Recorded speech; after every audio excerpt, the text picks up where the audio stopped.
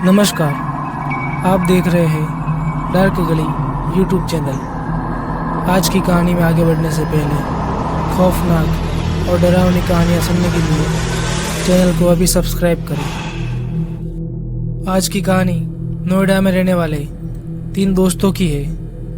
तो चलिए बढ़ते हैं आज की कहानी की ओर।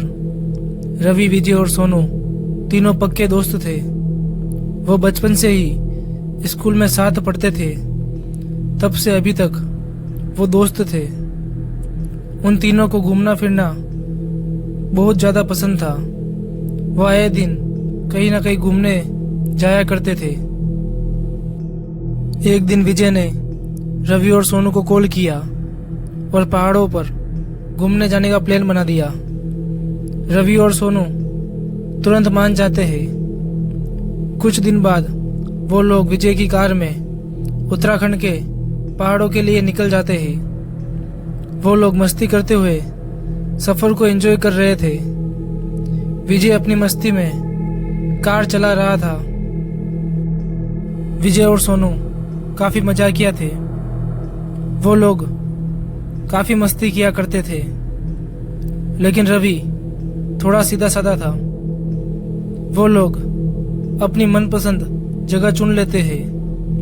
वो लोग अपनी कार को पहाड़ के नीचे ही खड़ा करके पैदल पहाड़ पर चढ़ने लगते हैं। वो लोग आराम से बात करते हुए रात के 8 बजे तक पहाड़ के ऊपर पहुंच जाते हैं। वो लोग ऊपर पहुंचकर अपना अपना कैंप लगाते हैं और खाना बनाने में लग जाते हैं। खाना खाकर वो लोग आग जलाकर उसके सामने बैठकर बातें करने लग जाते हैं। पूरा जंगल सुनसान था। सिर्फ उन तीनों की ही बात करने की आवाज पूरे जंगल में गूंज रही थी। बातें करते करते विजय और सोनू रवि का बहुत मजाक उड़ाते हैं कि वो डरपोक है और बिल्कुल भी हिम्मत उसमें नहीं है। रवि इन सब बातों पर बिल्कुल भी ध्यान नहीं दे रहा था। रात के 1 बजे रवि वहां से उठकर अपने कैंप में सोने चला जाता है और थोड़ी देर बाद विजय और सोनू भी अपने अपने कैंप में सोने चले जाते हैं। सब लोग आराम से सो रहे थे। तभी रवि को कुछ आवाज आती है और साथ ही किसी जानवर की दहाड़ने की आवाज भी आती है।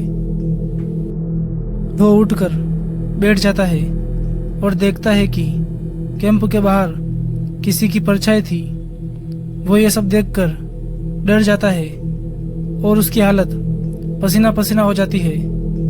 उसे लगता है कि बाहर जरूर कोई जंगली जानवर होगा। जब आवाज आना कम हो जाती है तब वो भागकर विजय के कैंप में चला जाता है और उसे उठाकर सारी बात बताता है। तब विजय रवि पर हंसने लगता है और उसका मजाक उड़ाता है कि वो कितना डरपोक है। विजय रवि को अपने साथ अपने कैंप में सुला देता है और रवि भी डर के मारे बिना कुछ बोले चुपचाप विजय के साथ सो जाता है। तभी फिर से वही आवाज आती है और ये आवाज पहले से काफी तेज थी। रवि उठ जाता है और इस बार ये आवाज विजय ने भी सुनी थी।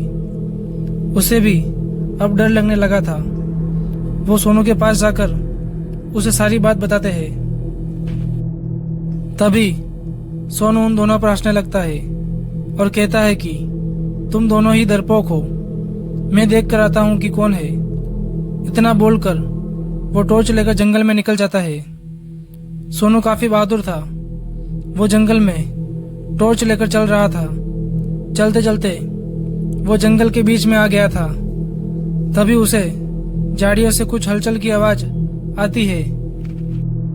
वो धीरे धीरे झाड़ियों के पास जाने लगता है।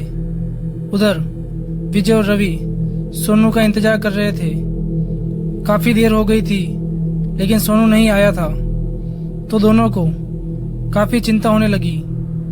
विजय उठकर बोलता है कि मैं जाता हूँ और सोनू को ढूंढ कर लाता हूँ। वो भी इतना बोलकर वहां से निकल जाता है। वो भी ठीक वही पहुंच जाता है जहां पर सोनू को झाड़ियों की आवाज आई थी।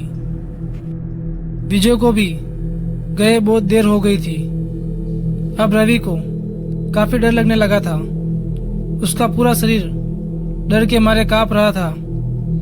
वो भी वहां से उठकर दोनों को ढूंढने के लिए निकल जाता है। वो चलते चलते जंगल के बीच में पहुंच जाता है।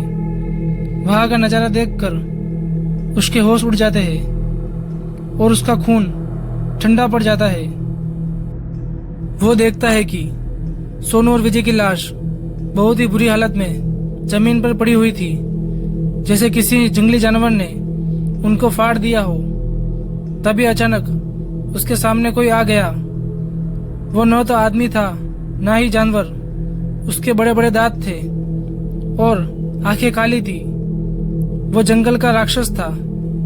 उसे देखकर रवि ने आओ देखा ना ताओ पीछे मुड़कर तेजी से भागने लगा। वो राक्षस भी तेजी से रवि के पीछे भाग रहा था। रवि ने मन ही मन मान लिया था कि आज उसकी मौत पक्की है।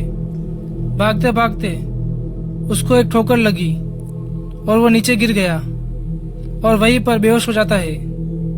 जब उसकी आंख खुलती है तो वो जंगल में ही था और सुबह हो गई थी। उसे विश्वास नहीं हो रहा था कि वो जिंदा है। वो भागकर नीचे अपनी कार के पास जाता है और वहां से सीधा पुलिस स्टेशन चला जाता है और उनको सारी बात बताता है। पुलिस तुरंत रवि के साथ वहां पर पहुंच जाती है और वहां जाकर देखती है कि उन दोनों की लाश कुत्ते खा रहे थे। वहीं पर एक आदमी खड़ा था।